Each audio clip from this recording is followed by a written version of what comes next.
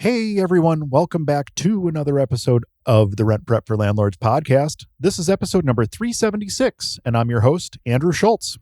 On today's episode, we're going to be talking about squatters moving into a family's recently purchased home, as well as using realtors to find prospective tenants. We'll get to all that right after this. Welcome to the Rent Prep for Landlords podcast. Now your host, Andrew Schultz. Before we jump into today's episode, don't forget to check out the Rent Prep for Landlords Facebook group. It's a great free resource for you to network with housing providers from around the country, and if you have a question or a situation that you've never dealt with over 12,500 members, chances are someone in the group has been there before and can lend a helping hand. We're on the push for 13,000 members, so if you haven't checked it out yet, do it today over at facebook.com/groups/rentprep. Don't forget to mention the podcast when answering the questions so we know how you found us. We're bringing back In the News for the first time in a long time as our first segment this week. This article comes to us via ABC 10 out of Sacramento. This was written by Andy Judson. Title of the article is, quote, "There's somebody in the house," unquote. Squatters move into empty homes amid Sacramento's booming housing market. Imagine moving into a home and realizing someone is already living there. That's what happened to the Hodge family after they battled Sacramento's competitive real estate market and finally got the keys for their newly renovated home in South Sacramento. Unfortunately, their situation with squatters is not uncommon. Squatters will find homes that are empty and they will move into it. Tenant and landlord attorney Calvin Clement said, according to Redfin, investment buyers bought 56.3% more homes in Sacramento in 21 than they did in 2020, creating a lot of empty residences.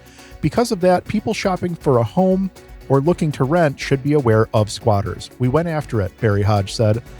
Upped our bid and everything, and we got it. The Hodge family worked hard to purchase a home in South Sacramento. They pinched their pennies and were outbid a number of times before finally being able to write their name on the dotted line as homeowners. Once we bought the house, we were so excited, said Anderson Nascimento, Barry's son, who plans to live in the home with his girlfriend. It was like the first home that we'd ever purchased.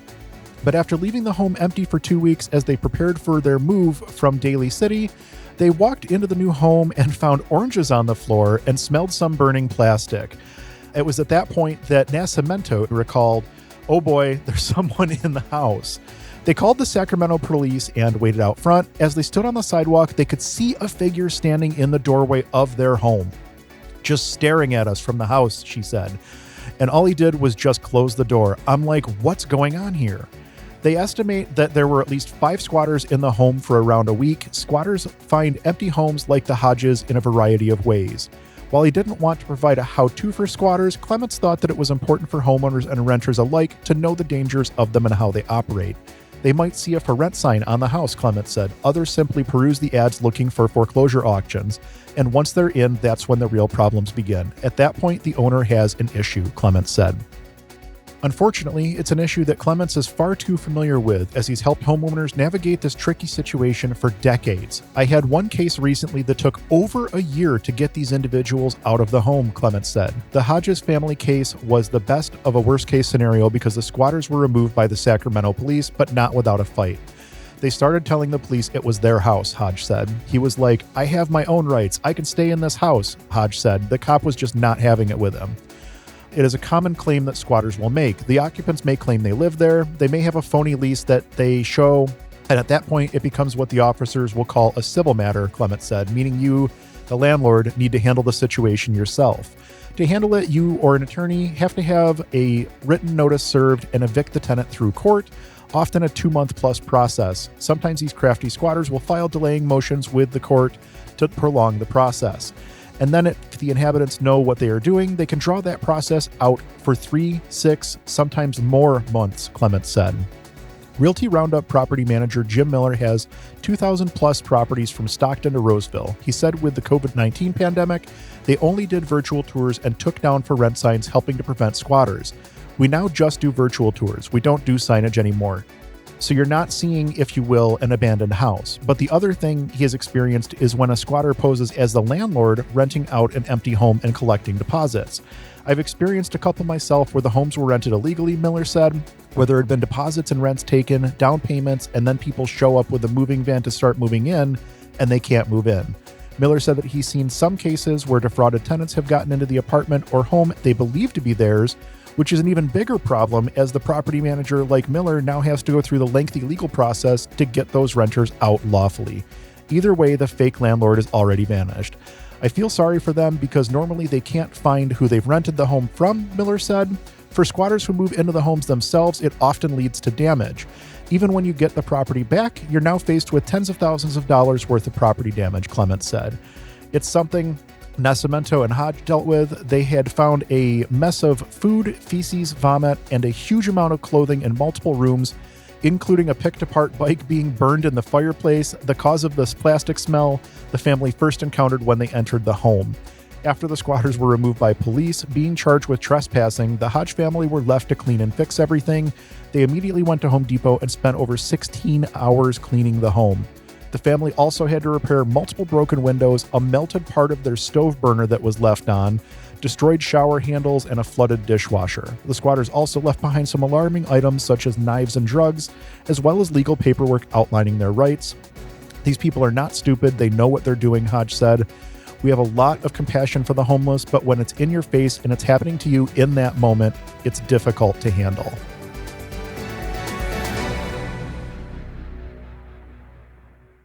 Unfortunately, this is an all too common and very real situation that's happening all over the country right now. It's not a new situation either, but it does seem to be getting more public attention in the past few years, I would say. Once a squatter gets into a home, it can definitely be very, very difficult to get rid of them. Obviously, I'm not an attorney, but we have had squatters in some of our properties in the past that we've had to deal with. And frankly, the scenario outlined in this article is not too far from what the reality of the situation is in many states here.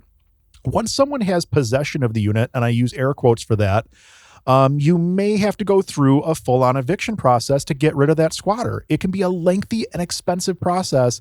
And once you get rid of the squatters, you still have to deal with whatever's left behind. The article makes mention of the fact that there was a bunch of damage, drugs, documents left behind. All that still has to be dealt with by you as a landlord after you get rid of these squatters. So what can you try to do on the front end to prevent this from even becoming an issue?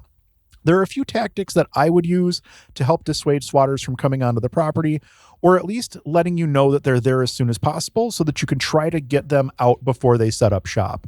Starting with the most simple idea, putting a few lights on a timer will give the appearance that someone is occupying the property. Now, obviously, you don't want lights that are going to be on all night, but having a timer so that you can set lights to turn on and off a couple times a day, that's going to give the home the appearance that someone might be living in it.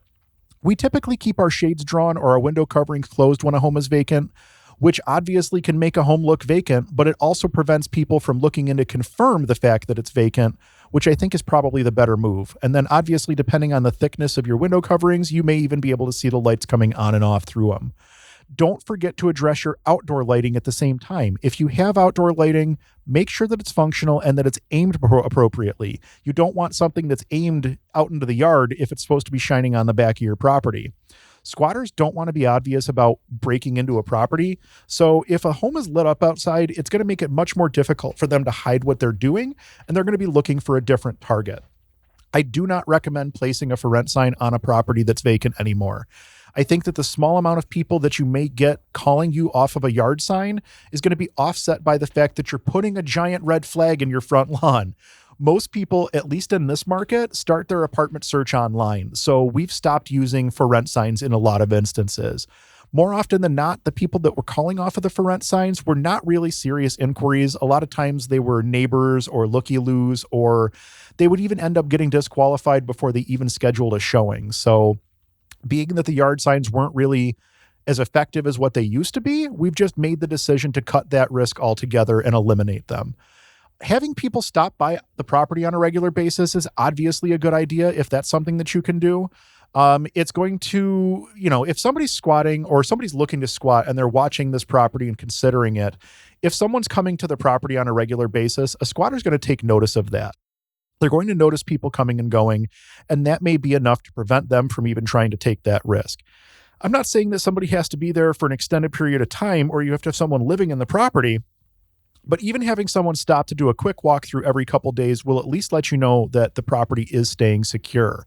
In addition, things like newspapers or mail are going to stack up. You may wind up with flyers on your door, or even something as simple as a package sitting outside for more than a day.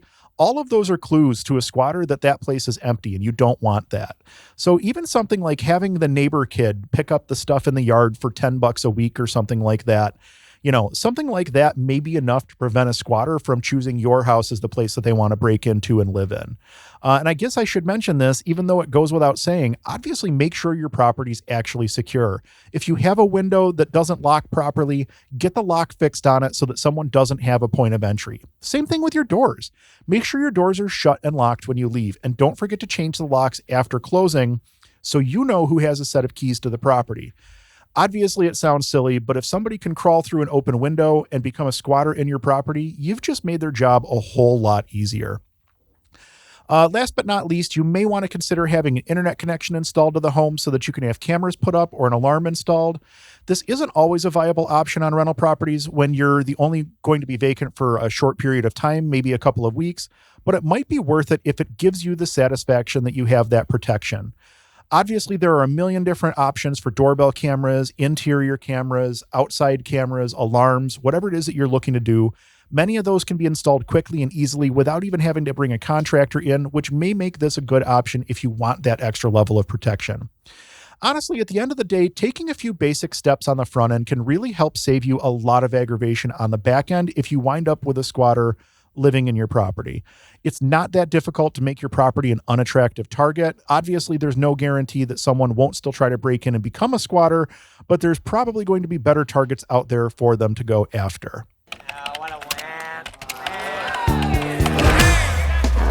Forum Quorum, where we scour the internet for ridiculous posts from landlords and tenants. Our Forum Quorum segment this week comes to us via the Rent Prep for Landlords Facebook group. This is a pretty interesting question on engaging a third party to help you with tenant screening, in this instance, a realtor. Let's go ahead and jump right in. Quick question for those who have used a realtor to find a tenant. What information were you given about the prospective tenants and when? I have a possible tenant which the realtor ran the credit and background checks on. I was told the credit score and they said that everything checked out.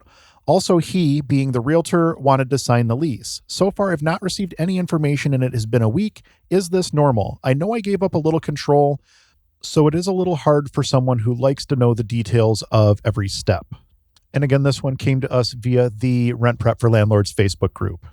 Now, I like this question quite a bit because we actually do tenant placement without management services in our office, in addition to our full service property management offerings. So I can give a little bit of insight here as to how I handle it as a real estate broker and property management company. We also have some insight here from Rent Prep on this one as well. But before I jump into that, I need you to understand that not every real estate agent or real estate broker knows how to screen tenants properly. Most residential real estate agents are only interested in the listings and sales of residential properties. There's not a lot of discussion about rental markets during real estate classes, and unless you're actively engaged in the rental market or actively engaged in property management, it's very easy to go your entire life as a real estate agent and not do a single rental transaction. Now, obviously, this is market specific. In New York City, you're going to do a bunch more rentals than you would in the breadbasket, for instance. But in many markets, agents don't engage in the rental market at all. So if you're going to use a third-party property manager or a tenant screening service or a real estate professional, they need to know what they're doing and they need to have a process and a procedure in place to service you. Make sure that you have that before you engage with those individuals. Otherwise, you're putting yourself at an even bigger risk than if you had just done it yourself. Now let's get back on topic. I had an opportunity to reach out to Christy, who's the vice president of operations over at Rent Prep, and ask her what a third party, specifically an agent, is and is not allowed to share based on the FCRA, the Fair Credit Reporting Act, which is what credit reporting agencies are bound to. Honestly, the information is so good that I'm going to share it in its entirety rather than trying to paraphrase it. So again, this is an email from Christy to me talking about when and what a real estate agent would be able to share in terms of credit and background information. The FCRA does contain several exceptions that enable parties to communicate information relating to consumer reports within strict guidelines without the party assuming the responsibilities or becoming a consumer reporting agency themselves. If an entity shares a consumer report information outside of the expectations created by the FCRA, then the party is a consumer credit reporting agency and will be subject to the requirements of the FCRA as a consumer reporting agency. I understand that this is a little bit dense, but we will get to a point here where all comes together. If the consumer, in this case the applicant, is aware that their information will be shared among the two parties, agent and landlord, for the purpose of making a joint decision and they've agreed to it, the landlord and the agent would then be able to communicate about the consumer's information and report information, including the credit score. If the applicant does not agree to this information being shared amongst the parties and the agent still shares the information, then the agent will assume the responsibilities of a CRA. The consumer must also be given the opportunity to opt out of the information sharing among parties. If the information is shared prior to notice being presented to the consumer and an opportunity for the consumer to opt out is not offered, then the party may be becoming a CRA and subject to the requirements as a CRA under the FCRA. I understand that was dense. Now we're getting to the talking points here. For the sake of the talking points on the podcast, here are the takeaways. And there's 2 points here. Point number 1, an agent cannot share information with a landlord unless the applicant gives specific consent ahead of time. And point number 2, an agent can use screening criteria decisioning as a partial workaround to giving insight without handing a copy of the credit report over. For example, if the agent explains to the landlord that the criteria is a minimum credit score of 650, they can say that the applicant did not meet the minimum requirement. However, they cannot say that the applicant only had a credit score of 625, and that's why they failed to meet the minimum requirement. So again, thank you, Christy, for sharing that information with us. I think that gives us a little bit of insight as to what an agent can and cannot share and who needs to be notified and who needs to give permission before that information can be shared amongst parties. So I thank Christy again for sending that information over. That's incredibly helpful in this instance. So as a real estate broker and property manager engaged in this type of business, what is the information that we provide to our clients when we do a tenant placement? We provide the fully signed lease, the move-in condition sheet, which details the condition of the home at the time of move-in, the move-in photo set, and a sheet with the tenant's contact information.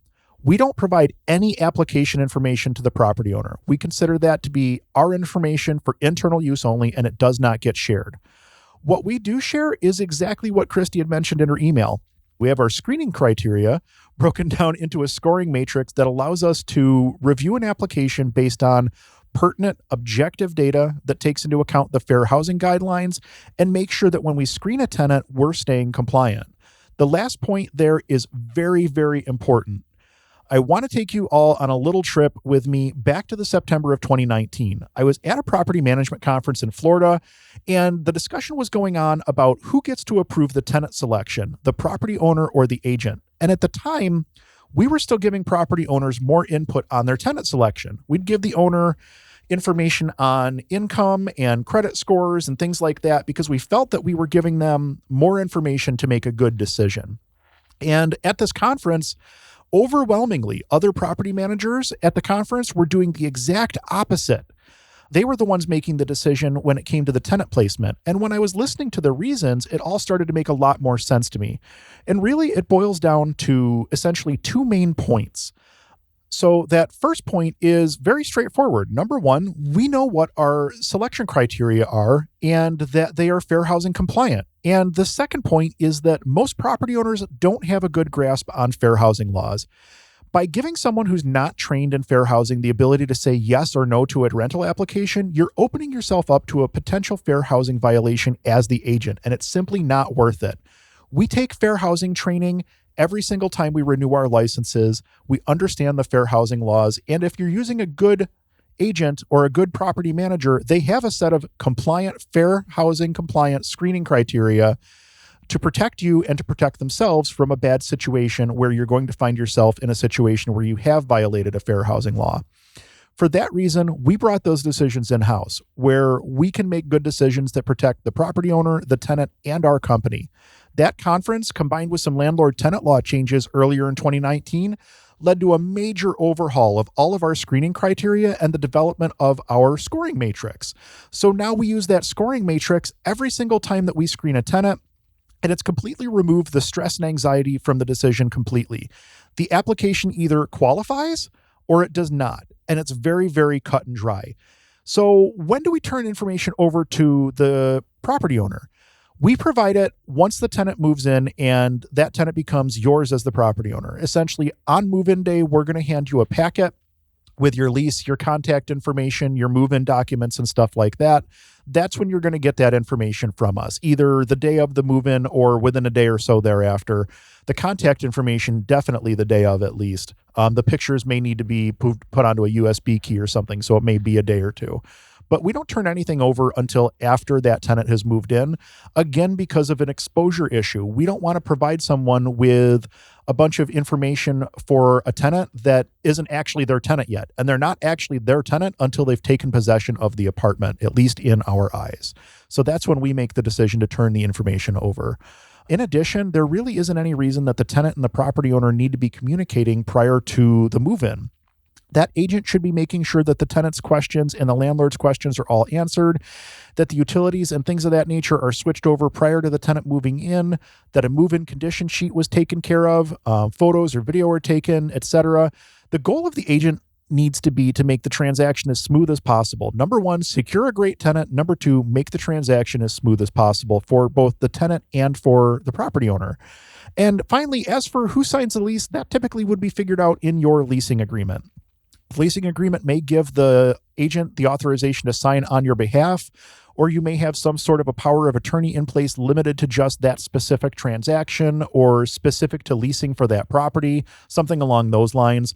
For our management clients, we have the ability to sign off on their leases here in-house. As for our clients that we do tenant placement for, we typically prefer to have the property owner sign those leases directly because they're the ones who are ultimately going to be managing that tenant. Different states may vary as to who's allowed to sign leases, so definitely check with your state laws on that one before letting anyone other than the property owner sign the lease. Can you use social media as a tenant screening tool? Find out what you can and cannot use from social media platforms when researching your renters. Visit rentprep.com/blog today for more information. That pretty much wraps up this episode of the Rent Prep for Landlords podcast. Thank you all so much for listening. We really do appreciate it. Our goal with the podcast is to help as many people as possible make educated decisions when it comes to real estate, and you can help us to reach our goal. If you heard anything in this week's episode or any of our other episodes that will help someone you know, please do us a favor and share it with them. If you're looking to get in contact with me, I can be reached over at whatsdrewupto.com.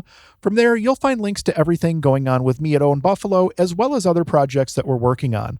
Grab a copy of our free deal analysis tool today over at whatsdrewupto.com. There's no obligation, and it comes with a free companion video showing you how to use it. If you're looking for top-tier tenant screening services, head on over to rentprep.com. There are multiple products to choose from, including a tenant-paid option. If you're over 50 doors, ask about their enterprise-level programs and pricing. I've been an enterprise user at RentPrep for years now, and it's definitely changed the way that we screen our tenants. Check that out today over at rentprep.com. Again, thank you all so much for listening. We'll be back in 2 weeks with an all-new episode you won't want to miss.